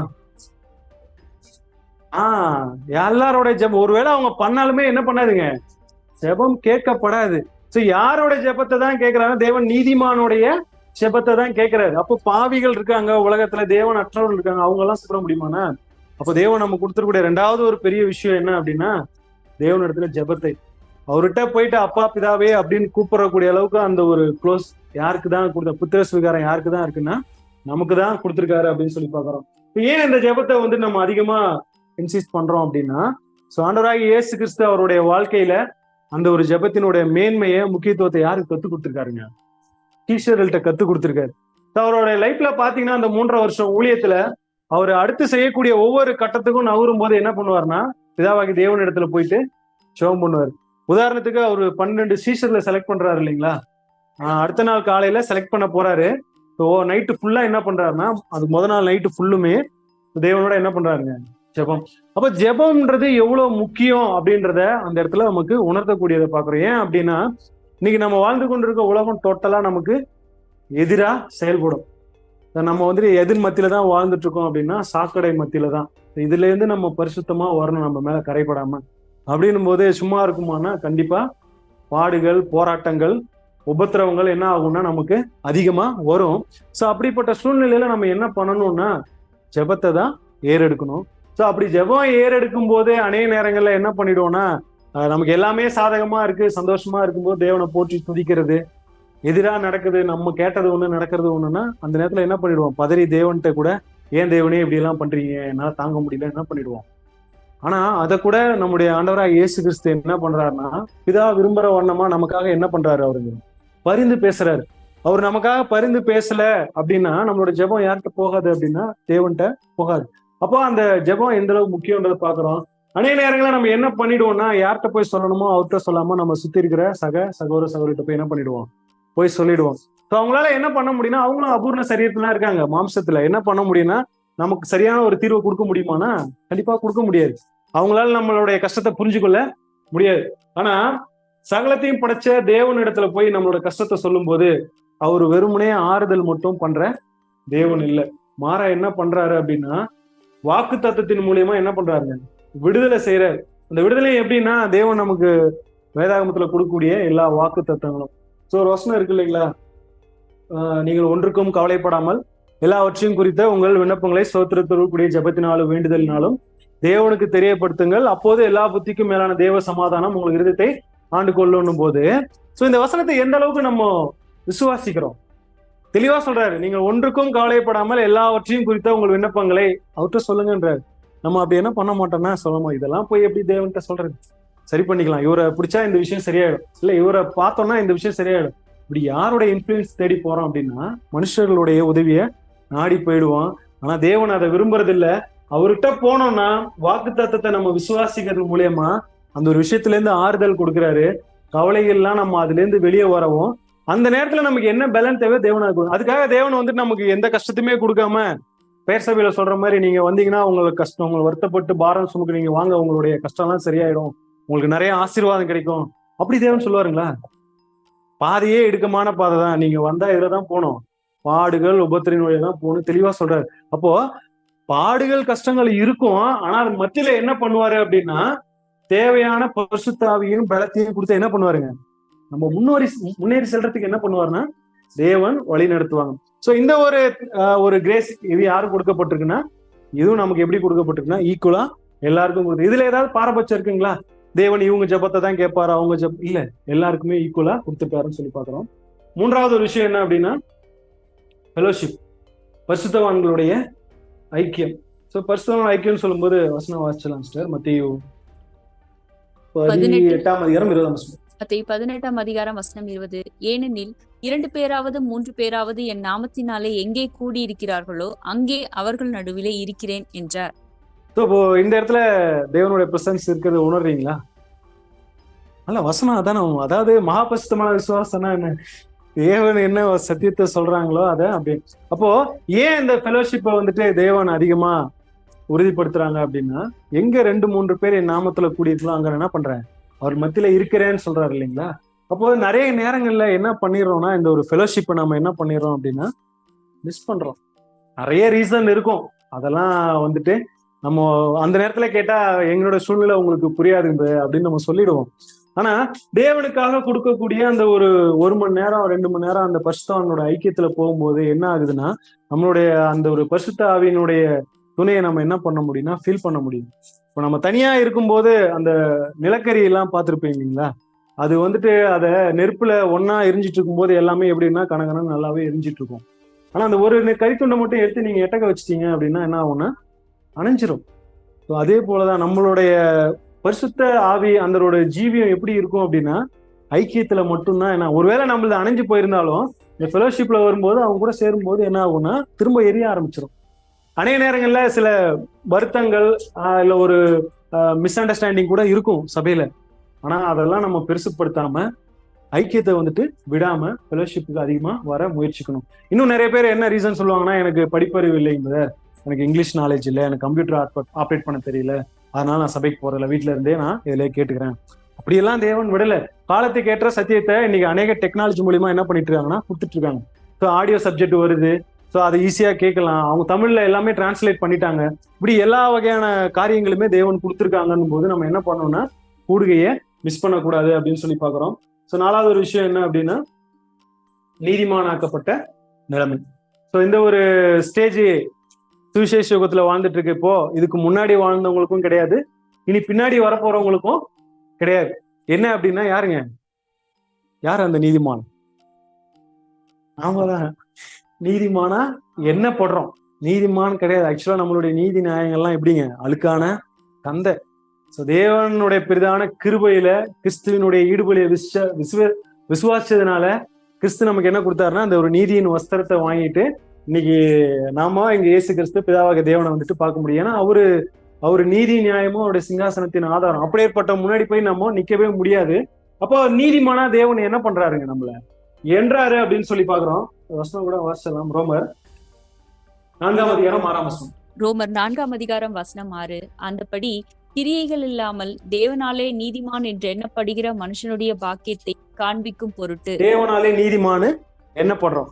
அப்போ நீதிமான் என்றதுக்கு நம்ம என்ன செஞ்சோம் அப்படின்னா கிறிஸ்துவையும் அதாவது தேவனையும் நம்ம என்ன பண்றோம் அப்படின்னா விசுவாசிச்சோம். ஸோ விசுவாசத்தினால தேவன் கொடுத்த பரிசு என்ன அப்படின்னா அந்த ஒரு நீதிமான் ஆக்கப்பட்ட நிலைமை. அப்ப ரசல்பேர் இந்த ரைட்டிங்ல விளக்கம் கொடுக்கும்போது எப்படி கொடுக்குறாருன்னா தேவன் எப்படிப்பட்டதா இருக்காருன்னா ஒரு பாவங்களை பார்க்க மாட்டாத சுத்த கண்ணன் அப்படின்னு சொல்றோம்.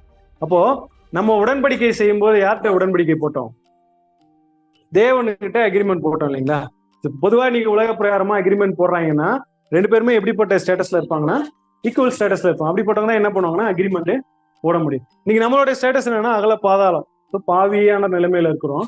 தேவன் எப்படின்னா ஒரு பரிசுத்தமான தேவன். இப்ப அவரோட போய் நம்ம ஒப்பந்தம் போட முடியுங்களா? அப்போ யாரு நமக்கு உதவி செஞ்சாங்க அப்படின்னு சொல்லும் போது யாருங்க? ஆண்டவராய் இயேசு கிறிஸ்து நின்று நமக்கு தேவனோட உடன்படிக்கை செய்யற அந்த வாய்ப்பை என்ன பண்றாருன்னா ஏற்படுத்தி கொடுக்குறாரு. சோ அப்படிதான் கொடுத்து நமக்கு என்ன பண்ணியிருக்காருன்னா அந்த நீதியின் வஸ்திரத்தை கொடுத்துருக்காரு. இது என்ன பண்ணணும் அப்படின்னா நம்ம கரைப்படுத்தாம பாத்துக்க வேண்டியது நம்மளுடைய கடமையா இருக்கு அப்படின்னு சொல்லி பாக்குறோம். ஸோ இந்த ஒரு நிலைமையில தான் இன்னைக்கு நம்ம என்ன பண்ணிட்டு இருக்கோம்னா முன்னேறிட்டு இருக்கோம். அதாவது அழைக்கப்பட்ட நிலைமை, தெரிந்து கொள்ளப்பட்டு உண்மை உள்ளவர்கள் ப்ரூஃப் பண்ணக்கூடியதுல இப்ப அழைக்கப்பட்டு தெரிந்து கொள்ளப்பட்ட நிலைமையில இருக்கிறோம். நம்ம இப்போ உண்மை உள்ளவர்கள் ப்ரூஃப் பண்றதுக்காக தான் நம்ம என்ன பண்ணிட்டு இருக்கோம், ஓடிட்டு இருக்கோம். இப்ப நீதிமானா என்னப்படுற நாமும் இப்ப நம்ம என்ன செய்யணுங்க? நீதிமானுக்கே ஏற்ற கிரியை என்ன பண்ணணும்னா நம்மளுடைய வாழ்க்கையில காட்டணும். இப்போ நீதிமான் என்றாரு அப்படின்னா அதோட விட்டுற முடியுமான்னா தேவன் விரும்புகிற மாதிரி நீதியான காரியங்களை நம்ம வாழ்க்கையில நடப்பிக்கணும் அப்படின்னு சொல்லி பாக்குறோம். ஏன் அப்படின்னா தேவன் எதுக்கு இந்த ரட்சிப்பு, இந்த ஒரு ஃபெலோஷிப்பு, எதுக்கு இந்த ஜெபம், இதெல்லாம் நம்ம வாழ்க்கையில ஏன் ஈக்குவலா கொடுத்துருக்காரு அப்படின்னா இதெல்லாம் வச்சு நம்ம என்ன பண்ணணுங்க? வியாபாரம் பண்ணணும். என்ன பண்ணணும்? அதுக்குதான் அந்த ஓமையை பார்த்தோம். நிழல் என்ன பண்றோம் அப்படின்னா அந்த 10 ராத்துல வச்சு நீங்க வியாபாரம் பண்ணுங்கன்னு சொல்லிட்டு போனார் இல்லைங்களா? இப்ப தூர தேசத்துக்கு போறதுன்றது நம்மளோட ஆண்டவராக இயேசு கிறிஸ்து ராஜ்யத்தை பெற்று வர போயிட்டாரு. இப்போ அவர் வெளியரங்கமான ராஜ்யம் வரப்போகுது. இப்போ நம்மள கணக்கு கேட்பாரு. என்னப்பா உனக்கு கொடுத்தனே, உன்னை வச்சுத்தேன், உனக்கு ஜெபம் பண்ணக்கூடிய வாய்ப்பை கொடுத்தேன், ஐக்கியங்கள்லாம் கொடுத்தேன், நீ என்ன பண்ற அதை வச்சு? இப்ப நம்மளோட பதில் எப்படி இருக்கும்? இப்ப இதெல்லாம் வச்சு நம்ம என்ன பண்றோம்? தேவனுக்கு பிரியமா வாழ்றோமா? நம்மளுடைய ப்ரேயர் லைஃப் எப்படி இருக்கு? நம்மளுடைய ஐக்கியம் எப்படி இருக்கு? ஃபெலோஷிப்பு எந்த அளவுக்கு தேவனுக்காகவும் தேவனுடைய ஊழியத்துக்காகவும் ஓடுறோம் செய்யறோம் அப்படின்றத யோசிச்சு பார்க்கணும். அப்ப அவர் திரும்பி வர்றது அப்படின்றது நம்மளுடைய மரண பரியந்தம். இது வரைக்கும் எந்த அளவுக்கு நம்ம உண்மையா ஓடணும் அப்படின்றதுதான் இந்த ஓமையில பாக்குறோம். அப்ப அந்த நீதிமான் நிலையில இன்னொரு ஆபத்து என்ன அப்படின்னு சொல்லி பார்க்கும்போது உலக ஜனங்கள்லாம் எப்போ நியாய தீர்ப்பு? நாளைக்கு ராஜ்யத்துல உயிர் தெரிந்து வந்ததுக்கு நமக்கு ஸ்டார்ட் ஆயிடுச்சா? அப்போ அந்த ஒரு நீதிமான் நிலைமையில இருக்கிற நமக்கு இன்னொரு பிரச்சனை என்னன்னா உலக பிரகாரமான மனம் போன போக்குல வாழ முடியாது. நியாய தீர்ப்பு நமக்கு துவங்கியாச்சு. அப்போ 2 தான், ஒண்ணு வாழ்வு இல்லைன்னா சாவு. அப்போ எப்படிப்பட்டவர்களா நம்ம இருக்கணும்னா ரொம்ப எச்சரிப்பு உள்ளவர்களா இருக்கணும். அதுக்கே உரிய என்ன பண்ணணும்னா வாழ்க்கை வாழணும். எது வளரணும் அப்படின்னா நமக்குள்ள எது வளரணுங்க? புது சிந்தை வளரணும். மாறா மண்பாண்டம் வளர்ந்துருச்சுன்னா அதை ஒண்ணும் இல்லாம ஆக்கிடும் அப்படின்னு சொல்லி பாக்குறோம். சத்தியத்துக்காக நிக்கணும். எந்த சூழ்நிலையிலும் என்ன பண்ணணும்னா காம்ப்ரமைஸே பண்ணக்கூடாது. தேவனுடைய வார்த்தை இதுதான் அப்படின்னா அதுக்காக நம்ம என்ன பண்ணணும்னா வைராகியமா நிக்கக்கூடியவர்களா நிக்கணும். அப்படி இருந்தா மட்டும்தான் இந்த ஒரு அழைப்புல தேவன் வைத்திருக்கிற அந்த ஆசீர்வாதத்துக்குள்ள நம்ம போக முடியும்னு பாக்குறோம். ஸோ இது ஒரு செட் ஆஃப் ஓமை, அந்த ராத்தல் போன்ற காரியங்கள் கொடுத்தத. இதுக்கு எல்லாத்துக்குமே எப்படின்னா அவங்கவுங்களுடைய ஊழியத்துக்கு தகுந்த மாதிரி ஆசீர்வாதம் எப்படி அங்க 10 ராத்தல் சம்பாதிச்சவங்களுக்கு 10 பட்டணம் 5 போது இப்ப இதுல எந்த அளவுக்கு அவங்க வச்சு தேவனோட ஊழியத்தை செய்யறாங்களோ அதுக்கு தகுந்த மாதிரி என்ன ஆகும்னா ஆசீர்வாதங்கள் இருக்கும் அப்படின்னு சொல்லி பாக்குறோம். 2வது ஒரு உவமையில என்ன சொல்லி பார்த்தோம் அப்படின்னா தாளந்து. சோ தாளந்துன்னு சொல்லும் போது வசனம் வாசிக்கலாம். 2 கொரிந்தியர் 8 2 கொரிந்தியர் 8 ஒருவனுக்கு மன விருப்பம் இருந்தால் அவனுக்கு இல்லாததின் படி அல்ல, அவனுக்கு உள்ளதின் படியே அங்கீகரிக்கப்படும். தாளந்துன்னு சொல்லும் போது தேவன் வந்துட்டு எல்லாருக்குமே தாளந்து கொடுத்திருக்காரு. யாருக்காவது கொடுக்காம இருக்காருங்களா? ஓமையை யோசிச்சு பாருங்க. அந்த ஓமையில எத்தனை பேரை கூப்பிட்டாரு? அல்ல 2வது தாளந்து ஓமையில 3 பேரை கூப்பிட்டாரு இல்லைங்களா? 3 பேத்துல ஃபர்ஸ்ட் ஒருத்தருக்கு எத்தனை கொடுத்தாருங்க? 5, 2, 1. யாருக்காவது கொடுக்காம விட்டாரா? நீங்க அநேக நேரங்கள்ல நம்ம எப்படி யோசிப்போம்னா, எனக்கு எதுவுமே தெரியாது, எனக்கு எதுவுமே நாலேஜே இல்லை, அந்த பேர் இப்படி பண்றாங்க, இந்த சிஸ்டர் இப்படி பண்றாங்க, எனக்கு எதுவுமே தாளந்து இல்லை. அது நம்மளுடைய மனநிலை. ஆனா தேவன் எப்படின்னா யாரையுமே வந்துட்டு பாரபட்சமா பாக்குறதே இல்லை. ஏன் அதுலயும் அந்த 5, 2, 1ன்னா அவங்களோட திறமை, அவங்க திறமைக்கே 5 தாளந்து கொடுத்தா செய்வாங்க அப்படின்ட்டு தேவன் தெரியும், அதனால கொடுத்துருக்காரு. அப்போ என்னென்னலாம் அவங்களோட விருப்பம் இருந்தால் அவங்க இருந்தா அந்த தாளந்தை எப்படி வேணா என்ன பண்ணலாம்னா உபயோகப்படுத்த முடியும். இப்போ முன்னமே பார்த்த மாதிரி அந்த 5 தாளந்து என்னென்ன அப்படின்னா ஒண்ணுன்னா பாத்திரலாம். ஃபர்ஸ்ட் என்னங்க? நேரம். நேரம்னும் போது எந்த அளவுக்கு நம்மளுடைய நேரத்தை தேவனுக்கு கொடுக்குறோம், தேவனுக்காக நம்மளுடைய நேரத்தை விடுறோமா? இந்த ஒரு பாஸ்டா போயிட்டு இருக்க லைஃப்ல தேவனுக்காக நேரத்தை கொடுக்கறத தேவன் பாக்குறாங்க. ஏன்னா சூழ்நிலை எல்லாம் சாதகமா இருக்கு. ஆபீஸ் சடனா லீவ் விட்டாங்க, ஒரு நாள் ஃப்ரீயா, அன்னைக்கு வந்து எக்லிஷாவில் உட்காந்துருக்குது யார் வேணா பண்ணலாம், கரெக்டுங்களா? ஆனா இக்கட்டான சூழ்நிலையிலையும் கண்டிப்பா தேவ சமூகத்துக்கு போயே ஆகணும், தேவனுக்கு கொடுக்க வேண்டிய பலியை செலுத்தியே ஆகணும், அதற்காக நீங்க பிரயாசப்படுறீங்க இல்லைங்களா? அந்த இடத்துல தேவன் வந்து சூழ்நிலையை வாய்க்க பண்ணுவாங்க. ஆனா நம்ம எடுத்த உடனே என்ன பண்ணணும், ஐயோ ஆபீஸ் வேலை, இது ஊரு அப்படின்னு நம்ம யோசிச்சிட்டோம் அப்படின்னா தேவன் அந்த இடத்துல ஹெல்ப் பண்ண வர மாட்டாங்க. அதனால பேசுற நானா இருந்தாலும் சரி, எல்லாமே என்ன ஆகும்னா மாம்ச பலகீனம் வரும். ஆனா அதன் மத்தியில நம்ம என்ன பண்ணணும்னா நேரத்துங்களை தேவனுக்கு கொடுக்கணும். 2வது செல்வம். செல்வம்னும் போது நம்மளுடைய வசதி எந்த அளவுக்கு இருக்குதோ அதன் பொறுத்து. இப்போ வந்து தேவன் யார்கிட்டையும் வந்துட்டு என்ன பண்றதில்ல, கட்டாயம் எல்லாம் படுத்துறது இல்லை, சுயாதீனம் கொடுத்துருக்காரு. இப்போ அதுல நம்ம என்ன பண்றோம்னா தேவனுக்காக ஒரு பங்கை என்ன பண்ணணும்னா ஊழியத்துக்காகவோ இல்ல சகோதர சகலோட குறைவுகள்ல பலவீனங்கள்ல நம்ம உதவி செய்கிறவங்களாங்க இருக்கணும் அப்படின்னு சொல்லி பாக்குறோம். ஆரோக்கியம். நம்மளோட ஆரோக்கியம், தேவன் நல்ல ஆரோக்கியம் கொடுத்துருக்காங்கன்னா அது எதுக்காக பயன்படுத்தணுங்க? தேவனோட ஊழியத்துக்காக. வெளியூர் பேர்ஸ் யாராவது போறாங்கன்னா அவங்களுக்கு போலாம், அவங்க கூட போறது, அவங்க ஹெல்ப் பண்றது, எக்லிஷாவில் நல்ல உடல் ஆரோக்கியத்தை தேவனுக்காக பலி செலுத்தணும். அதை விட்டுட்டு அதை போய் நம்ம வேற எங்கேயும் போய் செலவு செய்யக்கூடாது. செல்வாக்கு. நீங்க நிறைய பேர் என்ன பண்ணுவாங்கன்னா நல்ல ஒரு பொசிஷன்ல இருக்கலாம். ஸோ அந்த ஒரு செல்வாக்கை எதுக்காக பயன்படுத்தலாம்னா தேவனுடைய காரியத்துக்காக செலவு பண்ணலாம். இல்லை அதுக்காக வந்துட்டு அவங்களே முன் வரலாம், வேற எனக்கு இதுல கொஞ்சம் செல்வாக்கு இருக்கு, நான் இதை இப்படி பண்றேன் போறேன் அப்படின்னு வந்து தேவனுக்காக செய்யலாம். அறிவு. அறிவுன்னும் போது இன்னைக்கு நிறைய நேரங்கள்ல என்ன பண்ணிடுறாங்க அப்படின்னா மெத்த படிச்சாலும் பிரச்சனை, படிப்பே இல்லாம போனாலும் பிரச்சனையா இருக்கும். இப்ப என்ன செய்யணும்னா நமக்கு தேவன் நாலேஜ் கொடுத்துருக்காங்கன்னா அந்த நாலேஜை எப்படியெல்லாம் ஊழியத்துக்காக செலவு பண்ணலாம். ஒரு சிஸ்டருக்கு வந்துட்டு நல்லா இங்கிலீஷ் டிரான்ஸ்லேட் பண்ணக்கூடிய தாளந்து இருக்கு அப்படின்னா அவங்க என்ன பண்ணலாங்க, அதை வச்சு ஊழியத்துல வந்துட்டு வேற எனக்கு ஏதாவது ஊழியர்னா கொடுங்க, நான் ஹெல்ப் பண்றேன், எனக்கு நல்லா வருது, இல்ல தமிழ் மலையாளம் அந்த மாதிரி. அப்போ இல்ல டைப் ரைட்டிங் சில பேர்ஸ் தெரியும், இல்ல ஏதாவது வந்து அவங்க அந்த பிபிடி போடுற ஒர்க்கு இல்ல வேற ஏதாவது சிஸ்டம் ஒர்க்கு அந்த மாதிரி கொடுத்துக்கக்கூடிய அந்த அறிவை நம்ம யாருக்காக பயன்படுத்தணும் அப்படின்னா தேவனுக்கு. ஏன்னா ஓமையில அதான் சொல்லியிருக்காரு, ஒருத்தவங்கள்ட்ட 3, ஒருத்தர் 5, ஒருத்தவங்கள்ட்ட 2, 1 கொடுத்துட்டு போயிட்டு திரும்ப வந்து என்னப்பா பண்ண அப்படின்னு கேட்டா நம்ம என்ன பண்ணிடக்கூடாதுங்க, புதைச்சி வச்சவங்களா நாம இருந்துடக்கூடாது. இன்னும் நிறைய நேரங்கள்ல என்ன நினைச்சிருவோம் அப்படின்னா என்கிட்ட இந்த திறமை இல்லை, இது இருந்திருந்தா நான் அப்படி பண்ணிருப்பேன், இது இருந்தா நான் அப்படி பண்ணிருப்பேன்னு நிறைய நேரங்கள் என்ன பண்ணுவாங்க, இப்படி யோசிப்போம். தேவன் என்ன பண்ணிருக்காருன்னா யாருக்கும் கொடுக்காம விடல. முதல்ல நம்ம என்ன செய்யணும்னா நம்ம கிட்ட என்ன தாளந்து இருக்குன்றத நம்ம முதல்ல நம்ம அனலைஸ் பண்ணணும். என்கிட்ட இந்த தாளந்து இருக்கு, அது 1 இருந்தாலும் சந்தோஷம், 2 இருந்தாலும் சந்தோஷம், 5 இருந்தாலும் சந்தோஷம். அப்போ அந்த 1 என்னன்றத முதல்ல நம்ம கண்டுபிடிக்கணும். அதை விட்டுட்டு அவங்க பண்றதை பார்த்துட்டு எனக்கு இருந்தா நான் பண்ணிடுவேன், இவங்களுக்கு இத்தனை இருக்கு எனக்கு இது இல்லை அப்படிலாம் பேசாம நம்ம முதலாவது என்ன செய்யறவங்களா இருக்கணும்னா நம்மளுடைய தாளந்த ரியலைஸ் பண்ணி அதுக்கு தகுந்த மாதிரி போயிட்டு அந்த ஒரு ஊழியத்தை நம்ம சகோதர சகோதரியோட கேட்டு செய்யணும் அப்படின்னு சொல்லிப்பாங்க. இப்போ இந்த 5 தாளந்துமே யாராவது பெற்றவங்க இருக்கிறாங்க அப்படின்னா இருக்கிறாங்க. வேதத்துல வந்துட்டு ஒரு 2 பேர். ஸோ இவங்களுக்கு தேவன் என்ன பண்ணியிருக்காங்கன்னா அவங்களோட திறமைக்கு 5 தாளந்துமே கொடுத்துருக்காரு. சிஸ்டர் கரெக்டா சொல்லிட்டாங்க. 1ஆம் கால சபையின் தூதன் பவுலு, 7ஆம் கால சபையினோட தூதன் சார்லஸ் டேஸ் ரசல். ஏன் இவங்களுக்கு வந்துட்டு 5 தாளந்தும் கொடுத்துருந்தாங்க அப்படின்னு சொல்லி பார்க்கும்போது என்ன பண்ணாருங்க பவுல்? இந்த உலகத்துல இருக்கக்கூடிய எல்லா விஷயத்தையும், அவரை அறிகிற அறிவின் மேன்மைக்காக எல்லாவற்றையும் நஷ்டம் என்று விட்டேன், குப்பையுமா என்கிறேன். நம்மள யாராவது அந்த மாதிரி சொல்ல முடியுமா? இருக்கிற வேலையை விட பெஸ்டா ஒரு வேலை லாக்ஸ் கணக்கு கொடுக்குறாங்க அப்படின்னா உடனே இல்ல அதுதான் முக்கியம்ட்டு என்ன பண்ணிடுவோம், போயிடுவோம். ஆனா அவர் வந்துட்டு ஒரு ரோம குடியுரிமை பெற்றவர், கமாலியல் பாதத்துல உட்காந்து படிச்சவரு, ஒரு யூதனு, அவ்வளவு பெரிய பணக்காரரு. என்ன பண்றாருன்னா மொத்தத்தையும் என்ன பண்ணிட்டாருங்க, எல்லாத்தையும் தூக்கி போட்டாரு. காரணம் அர்ப்பணிப்பு. தேவன்ட்ட எந்த அளவுக்கு அர்ப்பணிச்சாரோ, தன்னுடைய நேரத்தை ஆகட்டும், அவருடைய செல்வம், செல்வாக்கு, ஆரோக்கியம், செல்வாக்கு எல்லாம் சொல்லும் போது அவரு ரோம குடியுரிமை பெற்றதுனால அதை வச்சு அநேக இடங்களுக்கு அவரால் என்ன பண்ண முடிஞ்சதுங்க, பிரயாணம் பண்ண முடிஞ்சது அந்த குடியுரிமை இருந்ததுனால. சோ அவர் பேர் அந்த இடத்துல சவுல் சொல்லி போகும்போதெல்லாம் அந்த இடத்துல அவருக்கு மதிப்பு இருந்திருக்கு அப்படின்னு சொல்லி எல்லாத்தையுமே என்ன பண்ணி அவருடைய நாலேஜ்னும் போது நியாயப்பிரமாணத்தை மொத்தமும் கரைச்சு குடிச்சவர். ஸோ அதெல்லாம் எங்க யூஸ் பண்றாருன்னா 14 நிருபம் எழுதுறாருன்னா எப்படி, தன்னுடைய அறிவை எல்லாத்தையும் யாருக்காகவே கொடுத்துட்டாருங்க, தேவனுக்காக. ஸோ வாழ்நாள் முழுவதும் தேவனுக்காக தன்னுடைய தாளந்தை மொத்தமாக கொடுத்தவர் தான் யாரு அப்படின்னா பவுல்னு சொல்லி பார்க்குறோம். ஸோ சார்லஸ் டேஸ் ரசல் அவர்கள், இவரு பார்க்கும்போது அப்போ பேஸ் எதுவுமே எப்படி இருக்காங்கன்னா உலகத்துல 8வது பணக்காரராக இருந்திருக்காரு. எப்போ அப்படின்னா ஊழியத்துக்கு வர்ற புதுசுல அவரு.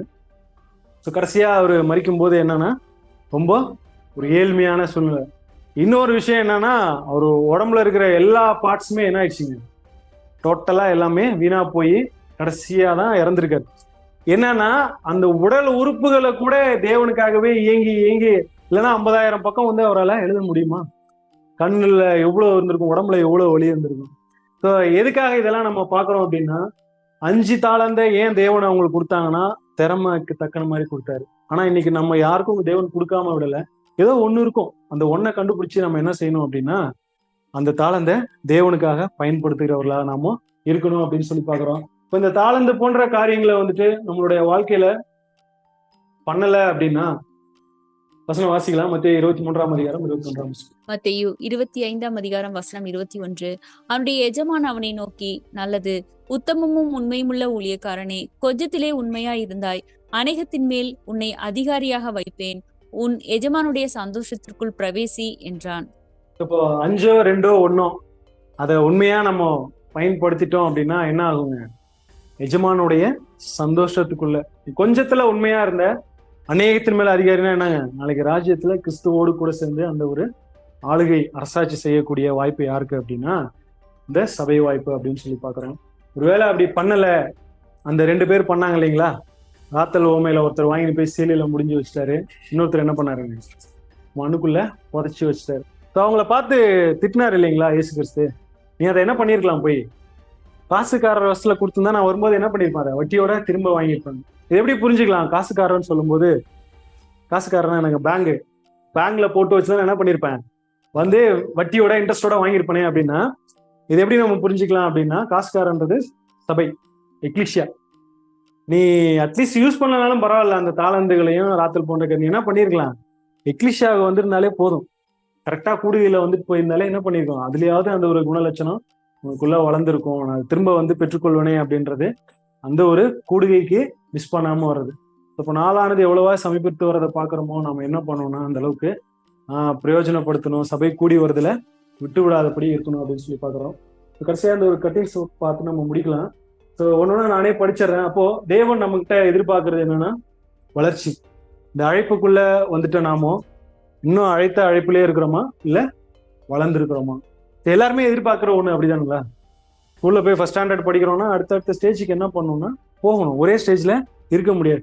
அப்போ வளர்ச்சி காண்பிக்கல அப்படின்னா தேவன் நம்மளை ஏத்துக்க மாட்டாங்க. முடிவுல நம்ம எப்படி ஆயிடும்னா பிரயோஜனமற்ற ஊழியக்காரர். ஸோ இப்போ பிரயோஜனம் அப்படின்னு சொல்லும்போது அது இந்த ஒரு அழைப்பில இருந்தே புறக்கணிக்கப்படுவதை குறிக்கிறது. அவங்ககிட்ட இருக்கிற மீதி 2 தாளந்தையும் வாங்கி என்ன பண்ண இருக்கிறவங்கள்ட்டே கொடுங்க அப்படின்றது நம்மளை என்ன பண்ணிடுவோம்னா ரிஜெக்ட் பண்ணக்கூடிய ஒரு விஷயம். இப்போ நமக்கு கொடுக்கப்பட்ட ஊழியங்களை தாளந்துகளை நம்ம என்ன பண்ணணும் அப்படின்னா யூஸ் பண்ணணும் அப்படின்னு சொல்லி பார்க்குறோம். ஸோ இவங்களை யாருக்கு அடையாளமா ஒப்பிட்டு பேசுறாங்கன்னா திரள் கூட்டத்துக்கு. யாரு அப்படின்னா இந்த புதைச்சி வைத்தாங்க இல்லைங்களா, தாளந்துகளையும் ஊழியர் செய்யாம வச்சாங்களா அவங்கள வந்துட்டு என்ன பண்றாங்க அப்படின்னா திரள் கூட்டத்துக்கு அடையாளமா சொல்றாங்க அப்படின்னு சொல்லி பாக்குறோம். ஸோ ஏன் அப்படின்னா இவங்க என்ன பண்ணுவாங்கன்னா தங்களுடைய மாம்சத்தை எல்லாத்தையும் கட்டுப்படுத்தி என்ன பண்ணுவாங்கன்னா சபைக்கெல்லாம் வருவாங்க, ஒரு சில அளவுக்கு ஊழியெல்லாம் கரெக்டா பண்ணிடுவாங்க. இது எங்க மிஸ் ஆவாங்க அப்படின்னா இந்த ஒரு பலியின் ஜீவியம் அதை வந்துட்டு அவங்களால என்ன பண்ண முடியாதுன்னா பண்ணாம போயிடுவாங்க. அப்போ அதை செய்யல அப்படின்னா அவங்களால என்ன பண்ண முடியாது அப்படின்னா இந்த ஒரு அழைப்புக்குள்ள வர முடியாது அப்படின்னு சொல்லி பாக்குறோம். ஏன்னா அந்த ஒரு ஜீவியத்துல அவங்க தியாகம் செய்யறது அப்படின்றது வராது. அவங்க என்ன பண்ணிடுவாங்கன்னா அந்த ஒரு மாம்சத்திற்குரிய காரியங்களே அதிகமா நாட்டம் செலுத்துறது, உலக பிரகாரமான காரியங்களே அதிகமா நாட்டம் செலுத்தி தேவன் கொடுத்த அந்த தாளந்துகளையும் அந்த ராத்தல் போன்ற ஊழியங்களையும் அவருக்கு செலவழிக்காம என்ன பண்றதுன்னா புதைச்சி வைக்கிறதுன்றது இப்படி மீனிங் எப்படின்னா அவங்களுடைய சுயத்துக்காக என்ன பண்ணிக்கிறது அதிகமா. ஆனா கூடுகைக்கெல்லாம் வருவாங்க, ஜெபம் பண்றது, எல்லா விஷயங்களும் பண்ண முடியும். பட் இந்த ஒரு ஜீவியத்தை அவங்களால செய்ய முடியாது. சாக்ரிஃபைஸ் இல்லாதனால என்ன பண்ண முடியாதுன்னா, ஏன்னா நம்ம ஃபர்ஸ்டே பார்த்த மாதிரி யார் தான் பலியோட தேவனிடத்துல உடன்படிக்கை செய்திருக்காங்களோ அவங்க தான் என்ன பண்ண முடியுங்க, அவரு தான் கூட்டி சேர்ப்பாரு அப்படின்னு சொல்லி பாக்குறோம். அப்போ பரிசுத்தம் சொல்லும்போது நீ உலகத்துல இருக்கிற மாதிரி எல்லாருமே அந்த சன்மார்க்கர் மாதிரி வாழ்றவங்க எல்லாம் பரிசுத்தவங்க இல்லை. அப்ப என்ன ஒரு விஷயம் அப்படின்னா நிறைய தொண்டு நிறுவனங்கள்லாம் இருக்காங்க இல்லைங்களா, இன்னைக்கு அவங்களுமே என்ன பண்ணுவாங்கன்னா இந்த நிறைய பேருக்கு நிறைய தொண்டுகள் செய்யறன்ற பேர்ல அவங்களுக்கு நல்லதெல்லாம் செஞ்சுட்டு இருப்பாங்க. இப்போ அதெல்லாம் இந்த ஒரு பலியின் ஜீவித்துக்குள்ள வருமானா கண்டிப்பா வராது. அப்படி செய்யறவங்க எல்லாம் அவங்களுடைய திருப்திக்காக செஞ்சுட்டு இருக்காங்க. ஸோ அது காரணம் கிடையாது. அப்போ நம்மள தேவன் வந்துட்டு அழைச்சிருக்காரு. நம்மள்ட்ட எவ்வளவோ குறைகள் இருக்கு இல்லைங்களா, குறைய இல்லைங்களா நம்மள்ட்ட. அந்த கடைசியா அந்த ஒரு வார்த்தையில் மட்டும் நல்லா இருக்கு பாருங்க. பல குறைகள் இருந்தும் தேவன் நம்மை அழைத்திருக்கிறார் என்றால் அவருடைய அனந்த ஞானத்தில் நமக்கு ஒரு திட்டம் வைத்திருக்கிறார் என அறிந்து கொள்ளலாம். இப்ப பல குறைகள் இருக்கு நம்மள்ட்ட, 1 2 எல்லாம் இல்ல, இவ்வளவு குறைகள் இருக்கு. யோசிச்சு பார்த்தா நான்லாம் இதுக்கு தகுதியா தேவனே, நான் எப்படி என்னுடைய லைஃப்ல வந்துட்டு எப்படி இருந்தேன். அப்போ தேவனுடைய அழைப்பை பாருங்க, இவ்வளோ பெரிய அந்த ஒரு அழைப்புல வந்து இப்படிப்பட்டதான திறமைகளை தாளந்துகள்லாம் கொடுத்து நம்மளை வச்சிருக்காரு அப்படின்னா ஏதோ ஒரு திட்டம், அவருடைய திட்டத்துல நமக்கு ஒரு இடம் வச்சிருக்காரு அப்படின்னு சொல்லி பாக்குறோம். அப்ப அதை புரிஞ்சுக்கிட்டு நம்ம என்ன செய்யணும் அப்படின்னா இந்த ஒரு பலியின் ஜீவித்தை செஞ்சா மட்டும்தான் என்ன பண்ணுவாருன்னா கடைசியா அவர் என்ன பண்ணுவாருங்க, என்னுடைய பரிசுத்தவான்களை அவருடையவர்கள் அப்படின்னு சொல்லக்கூடிய நிலைமைக்கு நாம போக முடியும். நம்ம வேணா அவரை எப்ப வாட்டி வேணா அப்பா அப்பான்னு கூப்பிட்டுக்கலாம், அவரு நம்மள மகனேன்னு கூப்பிடுற மாதிரி நம்ம இருக்கிறோமா? எந்த அளவுக்கு நமக்குள்ள குறைகள் இருக்கு, இப்போ எந்த அளவுக்கு என்னுடைய ஊழிய பாதையில என்னுடைய பலியின் ஜீவியம் எப்படி இருக்கு, இல்ல நம்மளும் உலகத்தார் போல வாழ்ந்துட்டு இருக்கோமா அப்படின்றத யோசிக்கணும். இப்போ பலியின் ஜீவியம் அப்படின்னு நம்ம ஆரம்பிச்சோம். இப்போ மத்திய அந்த வசனத்துல ஜீவனை லிட்டரலா கொடுக்கறது பலியின் ஜீவியம் இல்லை. ஆதார வசனம் நம்ம ரோமர் 12:1 எடுத்தோம். இப்போ சரீரங்களை பரிசுத்தமும் தேவனுக்கு பிரியமான ஜீவ பலியா ஒப்பு கொடுக்கணும். இப்போ சரீரத்துல பரிசுத்தம் காட்ட முடியாது. எதுலதான் அப்படின்னா நம்மளுடைய சிந்தையில. அப்போ அந்த சிந்தை பொக்கிஷம் வந்துட்டு மண்பாண்டத்துக்குள்ள இருக்கு. இது வளரணும் அப்படின்னா நம்ம என்ன செய்யணும்னா அதுக்குதான் ஓமையை எடுத்தோம். ஓமையில சொன்ன மாதிரி ராத்தல் போன்ற சில காரியங்களை தேவன் நமக்கு கொடுத்திருக்காரு, தாளந்து போன்ற சில காரியங்களை கொடுத்திருக்காரு. இந்த ரெண்டுத்தையும் நம்மளோட வாழ்க்கையில அதை நம்ம சரியா செய்யும் பொழுது அவருடைய அந்த ரட்சிப்பு, ஜபம், ஐக்கியம் இதெல்லாம் ஊழியத்துல பயன்படுத்தும் பொழுது தாளந்து நேரம், செல்வம், செல்வாக்கு, ஆரோக்கியம் இது எல்லாத்தையும் வந்துட்டு தேவனுக்காக கொடுக்கும் பொழுது என்ன ஆகும்னா இந்த ஒரு பலியின் ஜீவித்தை நம்ம செய்யறவங்களா இருப்போம். ஆட்டோமேட்டிக்கா நம்மளுடைய புதிய சிந்தையை என்ன ஆயிடுங்க, நல்லா மாறிடும். அதுதான் ரோமர் 12:2 படிப்போம். உங்களுடைய சிந்தை மறுரூபம் ஆகிறதுனாலே மறுரூபமாகுங்க, புதிதாகிறதுனாலே மறுரூபமாகுன்னா அப்ப அந்த ஒரு மறுரூபம் வந்துட்டு என்ன ஆகும்னா வளரும் அப்படின்னு சொல்லி பாக்குறோம். ஸோ அப்படிப்பட்டவங்களை தேவன் என்ன பண்ணுவாருன்னா என்கிட்ட கூட்டுங்க. ஸோ இதுதான் அவரை போல நம்மள, ஏன்னா அவரு நான் பரிசுத்தம், அதனால நீங்களும் பரிசுத்தரா நீ இருங்க அப்படின்னா இந்த பரிசுத்தத்தை எப்பதான் நமக்குள்ள வரும் அப்படின்னா ஒரு சிந்தை மாறுறதுனால. ஸோ அப்படிப்பட்ட அந்த ஒரு மேன்மையான அழைப்புக்கு நம்ம போகணும்னா இந்த ஒரு பலியின் ஜீவியத்தை நம்மளோட வாழ்க்கையில செம்மையா செஞ்சு தேவன் வைத்திருக்கிற அந்த ஒரு மாபெரும் ஆசீர்வாதத்தை பெற்றுக்கொள்ள தேவன் நமக்கு உதவி செய்வாராக. இது ஒரு வாய்ப்பை கொடுத்த பிதாவாகிய தேவனுக்கு ஆண்டவராகிய இயேசு கிறிஸ்துவின் மூலம் நன்றிகளை எடுத்துக் கொள்கிறேன். பொறுமையோடு கேட்ட உங்களையும் தேவன் தாமே ஆசீர்வதிப்பாராக.